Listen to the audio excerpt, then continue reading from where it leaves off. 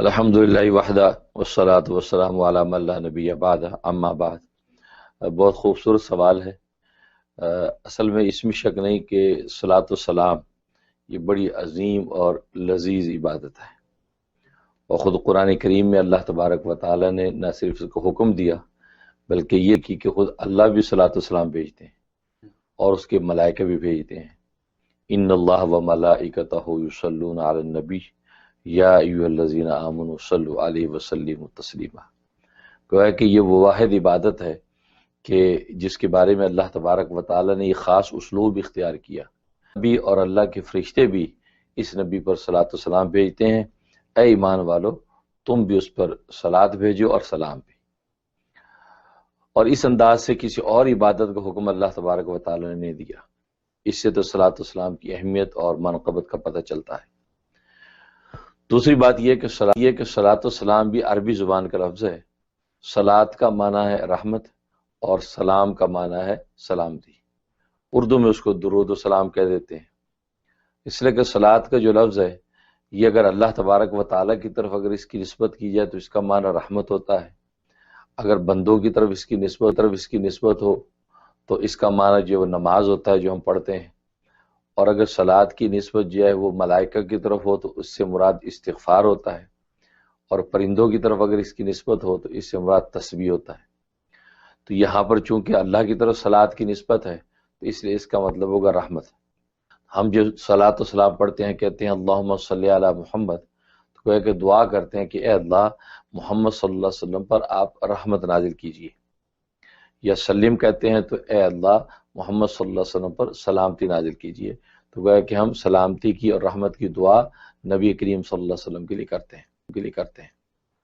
اب رہا یہ سوال کہ اس میں کیا حکمت ہے کہ جب کہ خود ہی آپ اس بلند مقام پر فائز ہیں کہ وہ مقام محمود کہ دوسرے انبیاء بھی جس مقام محمود کے لیے نبی کے حق میں دعا کرتے رہے کہ آپ ان کو وہ مقام عطا کر دیجئے، اور کسی دوسرے کے لیے وہ مقام محمود کی دعا کرنا جائز ہی نہیں۔ اس قدر بلند مقام آپ کو اللہ نے دیا ہے، اور پھر یہ ہے کہ آپ خود رحمت للعالمین ہیں، سارے جہانوں کے لیے رحمت بن کے آئے ہیں۔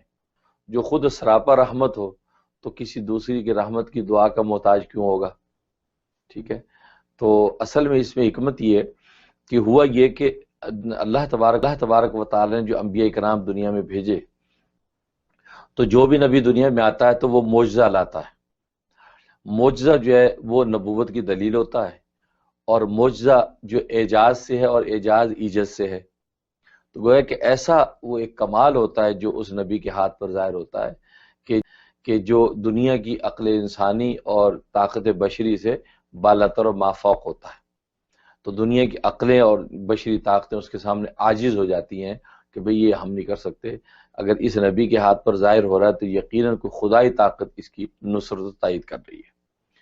تو جب یہ معجزات انبیاء کے ہاتھوں پر ظاہر ہوئے تو ظاہر ہے کہ وہ محیر العقول تھے اور طاقت بشری سے جو باہر تھے، دنیا اس کے جیسے معجزے ظاہر کرنے سے عاجز تھی۔ تو ہوا یہ کہ اس میں دو طرح کے طبقے بنے۔ چنانچہ حضرت موسیٰ علیہ السلام کے معجزات ظاہر ہوئے، حضرت عیسیٰ علیہ السلام کے معجزات ظاہر ہوئے۔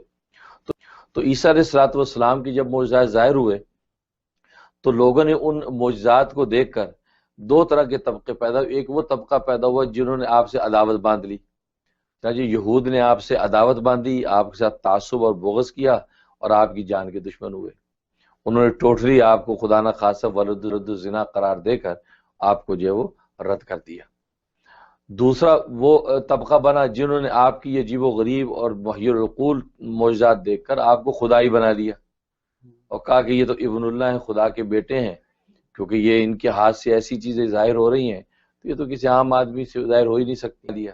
اسی طریقے حضرت عزیر علیہ السلام، ان کے اوپر جو ہے اللہ تعالیٰ نے 100 سال کے بعد 100 سال کی موت کے بعد حیات دے دی اور وہ گدھا زندہ کر دیا۔ قرآن کریم پورا واقعہ موجود ہے۔ تو ان کے بارے میں بھی یہود نے میں سے ایک طبقے نے ان کو اللہ کا بیٹا بنا دیا کہ یہ عجیب و غریب ان کے ساتھ سلسلہ ہے، یہ تو اللہ کے بیٹے ہیں۔ تو چونکہ نبیوں کے بارے میں ان معجزات کی طاقت اور اس کا جو ہے وہ معجزات کی ایک جو حیبت دیکھ کر لوگوں نے ان کو خدا کا بیٹا ہی بنا دیا اور اپنے عقائد خراب کیے، شرک کا راستہ کھل گیا۔ تو چونکہ ان نبیوں کے بعد تو اور نبی آنے والے تھے، لیکن نبی کریم صلی اللہ علیہ وسلم خاتم النبیین تھے، آپ کے بعد اب کوئی اور نبی آنے والا نہیں ہے جو اس عقیدے کے فساد کو درست کرے یا ایمان کی جو ان راہوں کو جو ہموار کرے۔ تو اللہ تبارک و تعالیٰ نے یہ کیا کہ آپ کو جو معجزات دیے ہیں، آپ کے معجزات تو ایسے ہیں کہ پہلے انبیاء کی معجزات بھی اس کے سامنے ٹھہر نہیں سکتے۔ آپ کو اس قدر معجزات دیے، انبیاء کی معجزات بھی بہت زیادہ اعلیٰ شان کے ساتھ آپ کو عطا کیے گئے۔ تو گوجو گئے، اس لیے وہ شاعر کہتا حسن یوسف دم عیسیٰ ید بیضا داری، آنچے خوبا ہما دارند کہ تو تنہا داری۔ تو کہ یہ سارے معجزات کا مجموعہ آپ کی ذات بنا دی۔ تو جب وہ نبی کہ جن کے بارے میں فردن فردن کچھ معجزات ان کو دیے گئے تھے، تو ان نبیوں کو لوگوں نے خدا کا بیٹا بنا لیا اور خدا کی خدائی میں شریک سمجھ لیا اور شرک کا راستہ کھل گیا۔ تو اس نبی کو جب یہ معجزات دیے جاتے جو مجموعہ کمالات ہوتے، تو ان کو تو یقیناً لوگوں نے خدا بنا لینا ہے۔ تو اللہ تبارک و تعالیٰ نے اس شرک کی بےخنی کرنے کے لیے، شرک کی جڑ کاٹنے کے لیے اسی امت کو حکم دے دیا کہ تم ان نبی کے لیے دعا کرو۔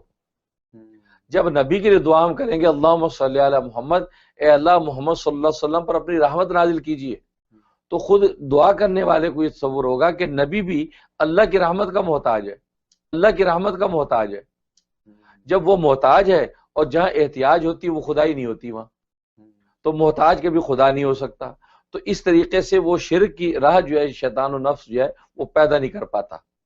اور باقی جب اس کے لیے رحمت اور سلامتی کی دعا بندہ کرتا ہے تو وہ تو خود سراپا رحمت ہے۔ اللہ تبارک و تعالیٰ اس تعلق اور محبت کی وجہ سے خود اس مانگنے والے پر رحمتیں اتار دیتے ہیں۔ اس لیے دو فائدے ہو گئے، ایک اس کا باطن درست رہا، دوسرا اس کا ظاہر باطن پہ خدا کی رحمت اتر آئی۔ اس لیے صحیح مسلم کی حدیث ہے کہ من صلی علیہ واحدتن، جو ایک مرتبہ مجھ پر رحمت کی دعا کرتا ہے، صلی علیہ عشرہ، اللہ تبارک و تعالیٰ اس پر اپنی 10 رحمتیں اتارتے ہیں۔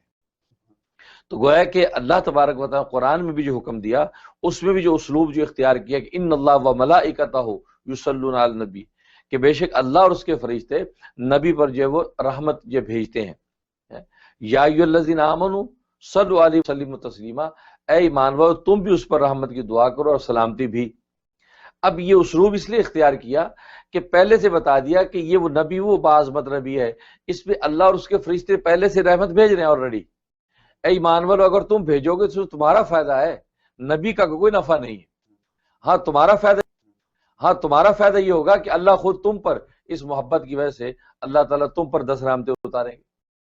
اس لیے امت کو ایک تو نبی پاک صلی اللہ علیہ وسلم پر دعا کرنے کی وجہ سے رحمت ملتی ہے، اور دوسرا وہ ایمان کے اندر کسی بھی قسم کا شرک کا راستہ نہیں کھولتا، کیونکہ وہ سوچتا ہے کہ اللہ تعالیٰ کی رحمت جب اس نبی کے لیے مانگ رہے ہیں تو نبی ہے کہ اللہ کی رحمت کا محتاج، اس کی رحمتوں میں غوطے کھا رہا ہے، تو لہٰذا جو ہے وہ خود خدا نہیں ہو سکتا۔ تو شرک کی جڑ کاٹنے کے لیے، اور یہ بات جو ہے شاہ ولی اللہ رحمۃ اللہ علیہ نے بھی جو اپنی جو ہے وہ حجت اللہ البالغہ کے اندر یہ بات لکھی ہے۔ ہاں یہ بات پہلے کسی موقع پہ بھی لوگ اس سلسلے کو اٹھاتے ہیں، لیکن حقیقت یہ ہے کہ شاہ ولی رحمۃ اللہ اس پر پوری کلام کیا ہے اور اس حقیقت کو واضح کیا کہ یہ شرک کی جڑ کاٹنے